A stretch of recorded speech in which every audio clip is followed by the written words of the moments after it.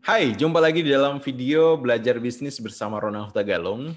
Nah, video kali ini akan membahas tentang jenjang belajar bisnis. Apa yang dimaksud dengan jenjang belajar bisnis? Yaitu adalah di tahapan apa saja, atau kalaupun misalnya kita bisa mengumpamakan sebuah bisnis, sebuah proses bagaimana menjadi seorang pebisnis, pengusaha itu adalah sebuah proses menaiki tangga. Maka anak tangga apa saja yang harus kita lewati sehingga kita betul-betul bisa menjadi seorang entrepreneur. Oke, nah kalau kita bahas tentang jenjang kehidupan, biasanya hampir secara menyeluruh seperti ini ya. Orang lahir, kemudian dia menjadi balita, bayi. Nah, bayi setelah itu besar sedikit, masuk sekolah, TK, PAUD dulu ya, PAUD, kemudian TK, SD, menjadi seorang remaja, SMP, SMA, kemudian setelah itu kuliah, kemudian tumbuh menjadi lebih dewasa. Setelah lulus kuliah, biasanya di sini ada beberapa opsi yang kemudian muncul hadir. Apakah misalnya mau melanjutkan kuliah lagi ke jenjang S2, atau misalnya langsung kerja, ataupun mungkin langsung memulai usaha. Hingga akhirnya setelah punya kehidupan yang cukup mapan, menikah, kemudian berkeluarga, punya anak, pensiun, ya seterusnya sampai kemudian meninggal gitu. Nah, dalam jenjang belajar bisnis sebenarnya ada tahapan juga seperti itu, dan kalau saya melihat bahwa sebenarnya setiap orang itu pada prinsipnya telah belajar bisnis sejak mereka bekerja, ya, sejak mereka bekerja. Maksud saya seperti ini. Ada 4 tahapan jenjang bisnis yang secara umum. Pertama itu adalah menjadi seorang employee dulu, pekerja, karyawan. Kemudian setelah itu menjadi self-employed, artinya orang yang bekerja sendiri. Kemudian setelah itu dia naik menjadi seorang entrepreneur dan kemudian menjadi seorang investor. Nah, kita akan bahas bagaimana proses ini itu. Nah, umumnya orang ketika pengen belajar bisnis, dia bisa memulai dengan menjadi dulu seorang employee, dan hampir sebagian besar pebisnis ya itu memulai karirnya dari menjadi employee terlebih dahulu, itu menjadi karyawan. Nah, saya ingat kisah saya ketika lulus kuliah tahun 2005 ya.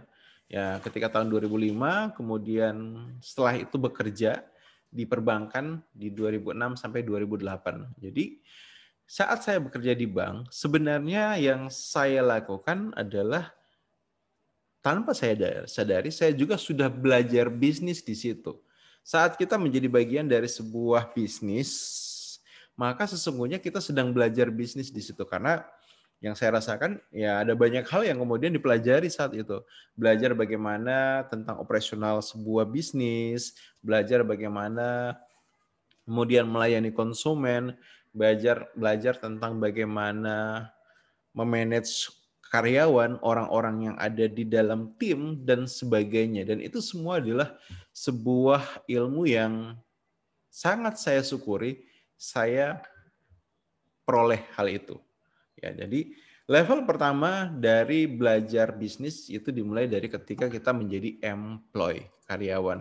Maka itu kenapa kemudian kalau kamu lihat di YouTube ya, ada banyak video yang berupa nasihat dari seorang Jack Ma. Jack Ma bilang bahwa ya di usia yang masih sangat muda, bekerjalah kepada orang lain. Karena dengan bekerja kepada orang lain, kita nanti akan bisa belajar tentang bagaimana proses di dalam sebuah bisnis. Nah, setelah menjadi employee selama kurang lebih 2 tahun ya, 2006 sampai 2008, kemudian saya resign dan kemudian mulai memutuskan untuk menjadi self-employed. Jadi saya masuki fase selanjutnya dari jenjang belajar bisnis. Nah, di self-employed ini apa yang saya lakukan? Saya mulai merintis lembaga pelatihan dan pengembangan diri. memberikan training-training di berbagai macam perusahaan, instansi, pemerintahan maupun swasta maupun organisasi. Nah, di tahapan ini itu disebut sebagai self-employed. Kenapa? Karena kita berada pada posisi kita menjadi karyawan buat diri kita sendiri gitu ya. Kita menjadi karyawan sendiri. Nah, di situ siapa yang menjadi bosnya ya kita sendiri, kemudian siapa yang menjadi karyawannya kita sendiri, betul-betul dilakukan sendiri. Ya, sebenarnya tidak sendiri juga sih, mungkin ada satu atau dua orang yang menemani kita. Tapi pada prinsipnya di fase self-employed ini yang kita lakukan adalah kita bekerja, membangun, mengusahakan, melakukan bisnis itu secara sendiri. Nah, di sini challenge-nya jauh lebih besar dibandingkan ketika kita jadi self-employed, jadi employee. Tapi yang menarik adalah seperti ini. Kenapa self-employed adalah fase selanjutnya yang dibutuhkan untuk kita belajar bisnis? Karena kalau kita memulai fase belajar bisnis kita dari posisi employee, itu akan sangat lebih enak gitu. Kita kemudian ketika masuk ke self-employed. Kenapa? Karena ada banyak pembelajaran, ada banyak ilmu, ada banyak hal yang sudah kita ketahui ketika kita menjadi employee dan itu bisa kita terapkan saat kita menjadi seorang self-employed. Nah, minimal paling sederhananya adalah seperti ini. Oke, ketika saya menjadi employee, karyawan, saya punya rutinitas yang itu dibutuhkan untuk ketika kita menjadi pebisnis, yaitu adalah bangun pagi, kemudian pagi sudah rapi, jam 8 sudah mulai bekerja, sampai kemudian jam 5 sore. Nah, itu diterapkan ketika kita menjadi self-employed. Jadi, walaupun misalnya mungkin tidak ada aktivitas, tidak ada pekerjaan, tidak ada orderan, tidak ada kegiatan, ya karena kita sudah terbiasa menjadi employee dengan punya rutinitas seperti itu, kita akhirnya bisa punya pondasi landasan yang kuat untuk ketika kita mulai berbisnis dan dengan di posisi sebagai self-employed. Nah, di self-employed apa yang dilakukan? Ya, kita belajar buat produk, kemudian kita tawarkan, kita delivery, setelah itu ada keuntungan, kita hitung, kita kalkulasi, kemudian kita tawarkan lagi produk lainnya dan seterusnya. Nah, saya menjalani profesi sebagai seorang self-employed itu kurang lebih dari 2008 sampai 2012. Nah, di 2012 kemudian memutuskan, oke, fase belajar sebagai self-employed cukup, kita butuh naik ke jenjang selanjutnya, yaitu seorang entrepreneur, seorang wirausaha. Nah, jadi menjadi seorang wirausaha.